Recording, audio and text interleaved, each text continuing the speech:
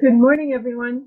Welcome back to Tuesdays with Paula. I'm Paula K Bronte, your Master Rapid Eye Technician. And today our topic is fear or abundance. What drives you? Are you fear-based? Are you abundance-based? Often we don't even know. We're not even aware. And awareness is the key word today. We're not even aware of our perception, the window through which we view the world.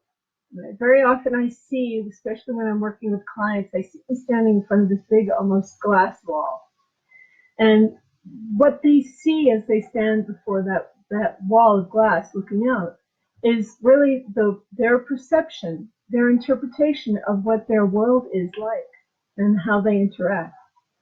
And Marianne Williamson and the Course in Miracles tells us there's really only two of those glass walls. You're either looking at the world through fear or love. For today's discussion, we will be calling love abundance because it really is the same thing. When we are truly internalized with the power of pure divine love, then we live in abundance of everything. And when we're not, then we open little cracks in that glass wall for fear to seep in, and for us to begin to believe the stories that everybody else is telling themselves and each other about the conditions of the world and what life really is. So as we take a look at fear or abundance, fear-based or abundance-based, there's actually a lot of angles that we can take to examine this. We can look at it as expansion and contraction. I did that backwards. Expansion or contraction. We've all known someone and ourselves notice even physically when we go into more of a state of contraction, a tightness, when we feel our body kind of closing up, especially around intimacy. Yes, that heart wall that we all develop, that energetic heart wall. Nope, afraid to be intimate. Intimacy. Afraid to let somebody else see me. I'm not going to be hurt. I won't be vulnerable. That's a state of contraction and it's fear. Yes.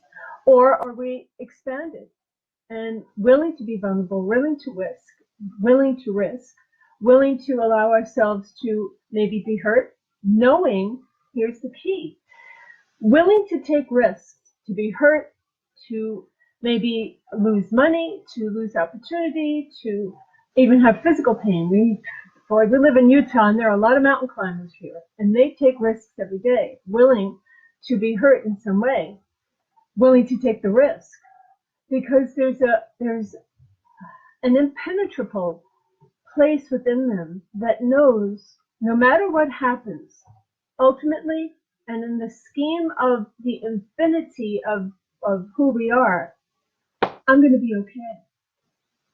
That I can handle this little moment or even this big moment of discomfort or pain because I know deep within myself that I truly am okay no matter what. And that deep imprint usually comes to us, as we've talked before and as we explore often in Rapid Eye, in the first 6 years of life, even the first 12. If you grew up with a family who had a lot of dysfunction, right? There was not a lot of safety, abuse, violence, all those things that we all see so often around dysfunctional families.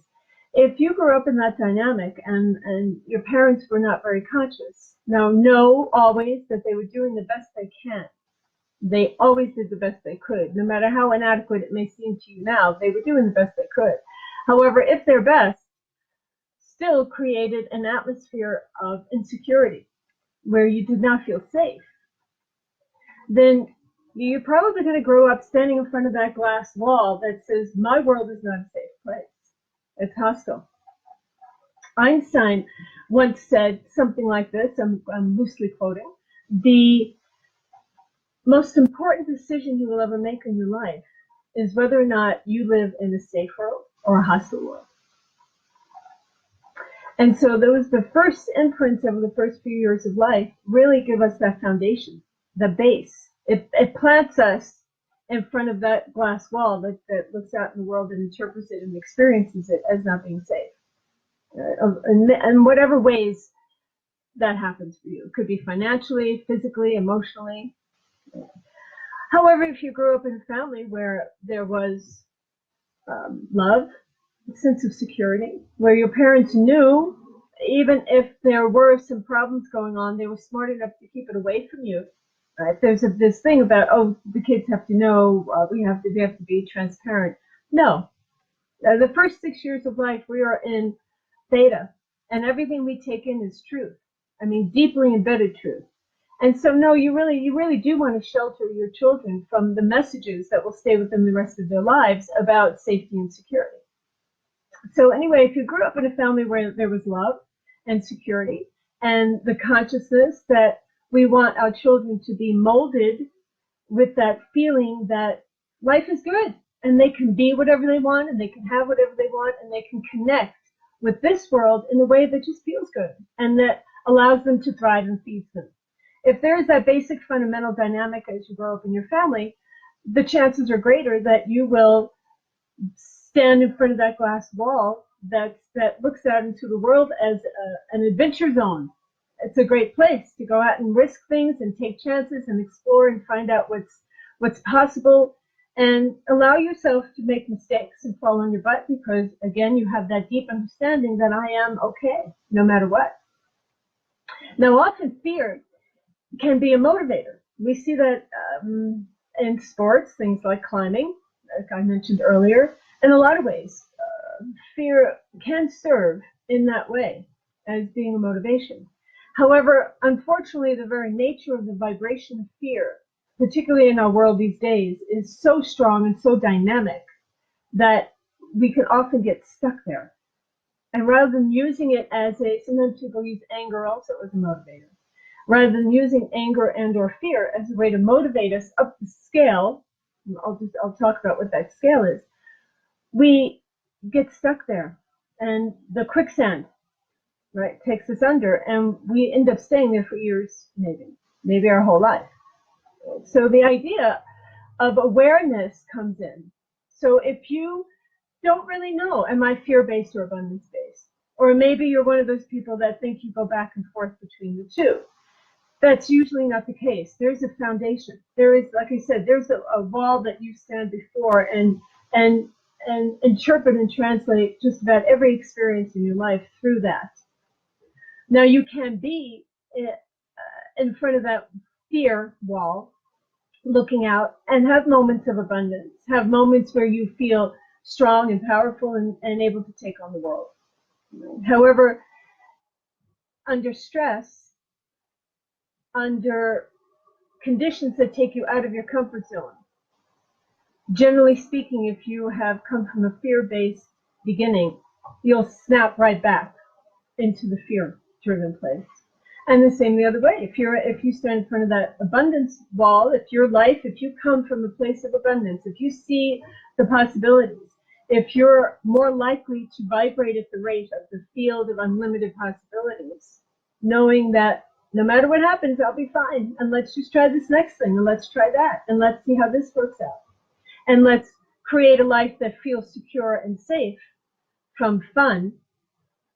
If you're that person, however, sometimes you go into fear because you're a human being and you live in this world, and there are times when you're fearful, and there are times when you get constricted.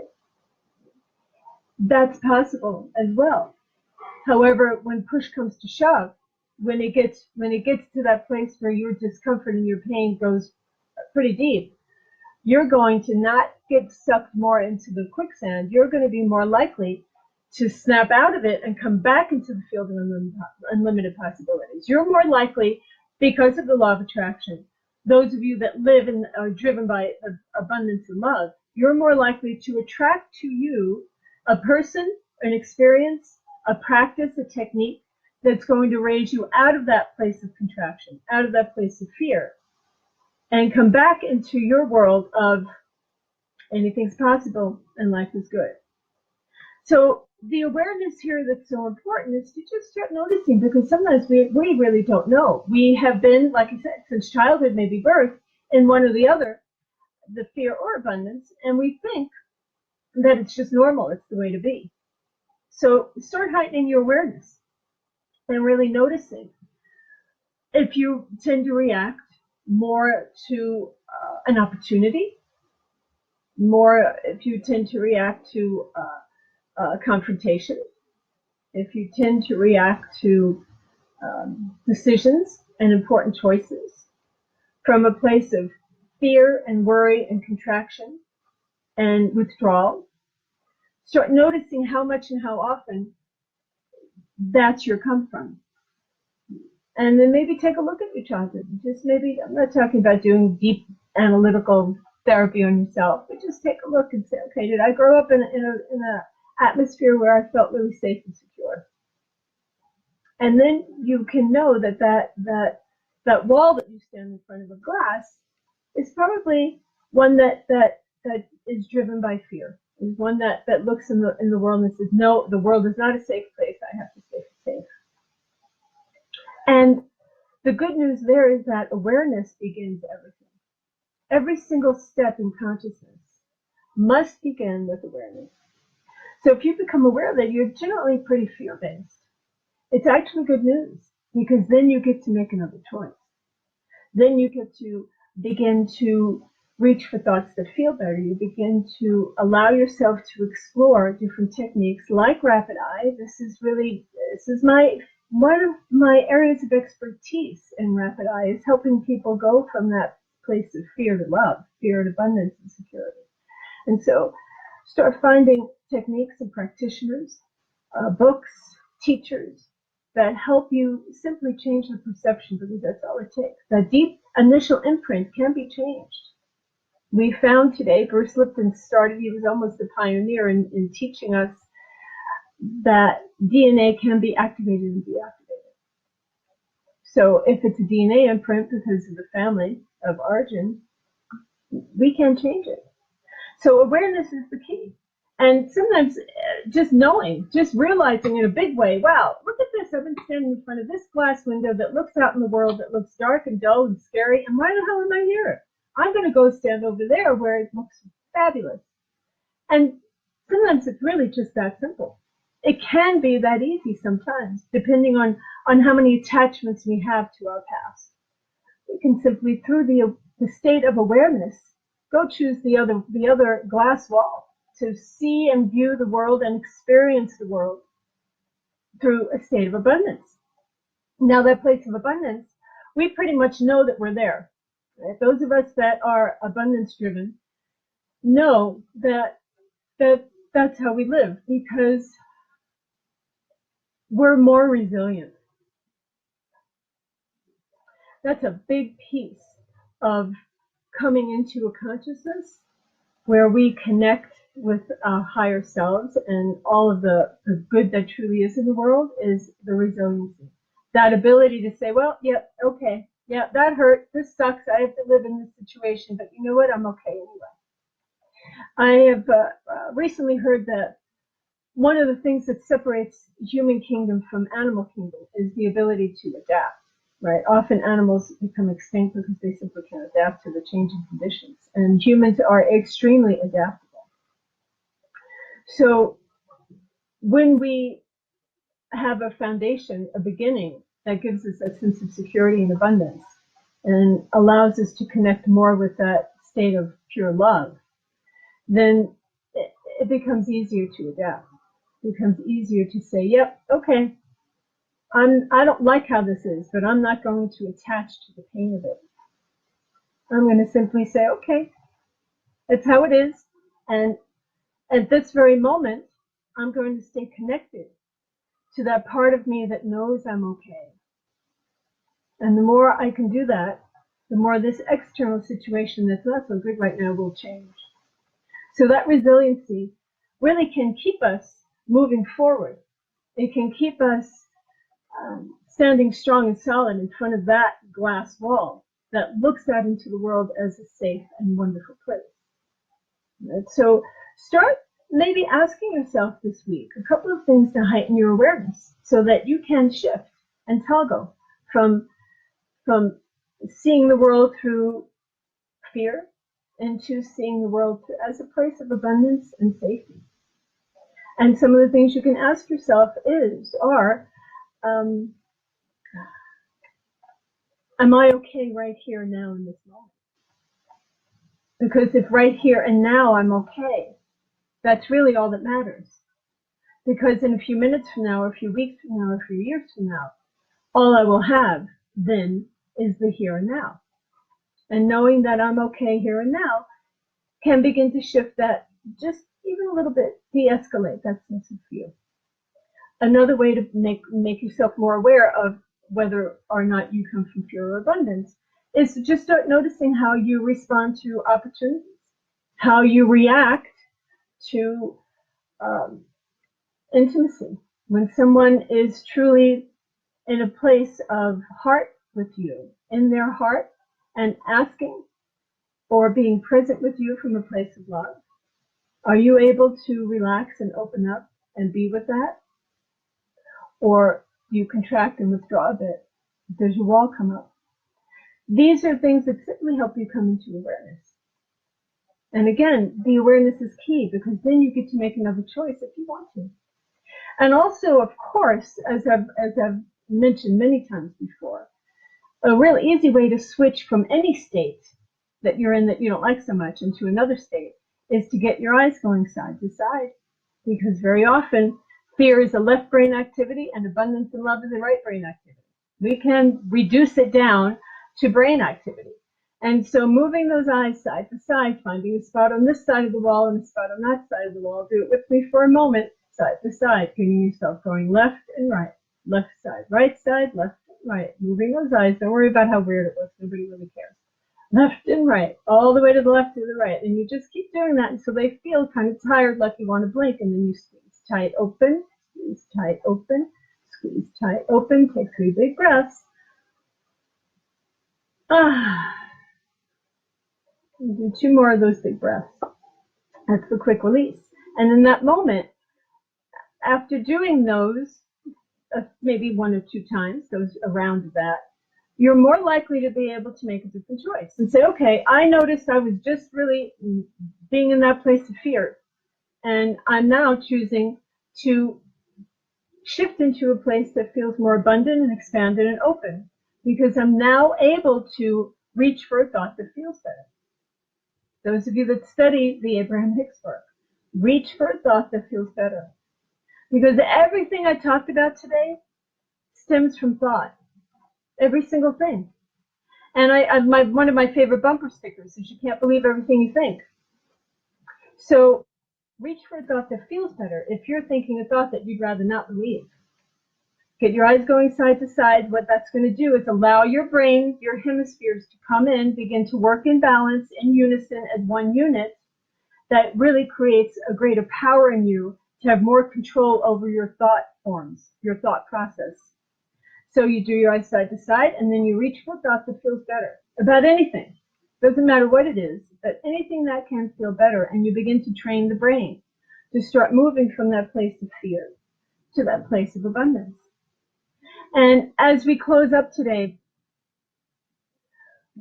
the last, but perhaps for me at least, the most important piece to all of this is spiritual practice.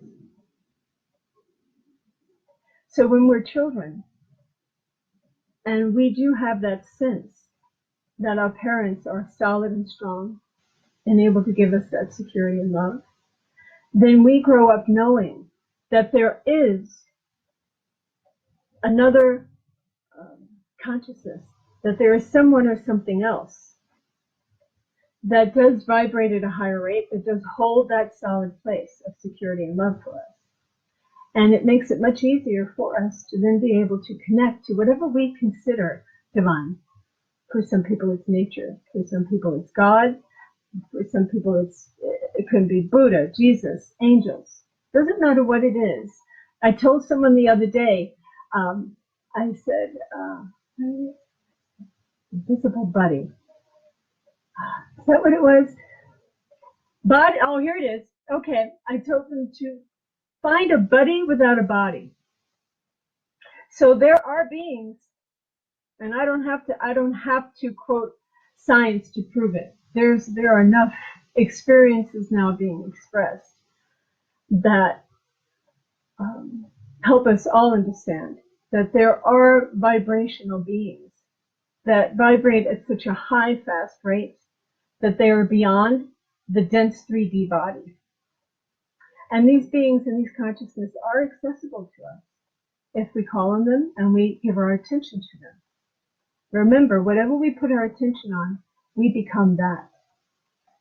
So as we begin to put our attention on these higher vibratory beings who are beyond this physical limitation, we can create for ourselves and with them that deep sense of security and safety that allows us then to become abundance-driven and abundance-based. Because we come to know, just as those of us who were young children and felt that safety and security in our family unit, we come to feel that same safety and security as we connect with these buddies without a body. Because we know that they are able to do things with us, through us, and for us that are beyond the limitation of this dense 3D limited world. And that connection can bring us into a deep sense of not only abundance, but really that true love, that unconditional love. To me, that's a redundancy, because love, real love, can only be unconditional. And when I say real love, I'm talking about divine, the love that comes to us from those higher octaves, from those beings that vibrate in pure love. It's truly unconditional. And so when we start to connect with that, put our attention on it, we become that. And when we become unconditional love, when we become more non-physical than we are physical, the stuff of this world that we find scary really just loses its meaning and its effect. So it's a practice. That's why they call it spiritual practice. So my suggestions for you today are to become aware of when and how you look at the world. Is it through fear or abundance? Get some rapid eye sessions, because it makes it so much easier. Get your eyes going side to side to that quick release. And if you don't have a spiritual practice, and I'm not talking about religion, I'm always really surprised when I ask a client, what's your spiritual practice? They immediately go to the word religion. I'm not talking about religion. Often religion has absolutely nothing to do with spirituality, unfortunately. I'm talking about your one-on-one direct communication with someone, something, even your own higher self, that can help you come into that place of safety and security, and knowing that this world really is a safe place for you because you have that infinite connection. Begin to really know that you are more non-physical than you are physical. And in doing that, you connect with these higher vibrations that bring you into that place of feeling safe and abundant and solid in who you are. Okay, so the last one then of that list is spiritual practice. If you don't have one, find one. Ask. And if you have no idea how or what it is, always begin by asking. Just ask. Ask your higher self. Just ask. Ask without looking for the answer. What's the best spiritual practice for me at this time? And then just let it go and watch what comes to you. You may read an article in a magazine. Somebody may say, hey, come to this meditation class. You just don't know. That's the part of the fun of it.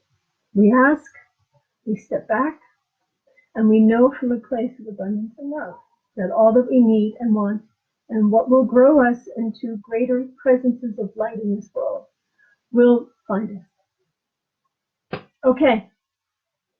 Thank you so much again for your time, your attention, and I truly do hope from my heart that this was helpful. All right. Check out my website, www.intheblink-of-an-eye.com, EYE. My email is paulakbronte@gmail.com. And all of these Tuesdays with Paula, thanks to my dear friend Kate Allen, are on a YouTube channel. So you want to look for Tuesdays with Paula YouTube. And you can pick and choose. She's actually making a section called the best of the best. So you don't have to go through all of them, because some of them are not great. Some of them really are. Okay. Thank you all very much. And I hope you have a miraculous week looking through that glass of abundance, experiencing the world as a place of unlimited possibilities for you. Love you all. Bless you. Bye-bye.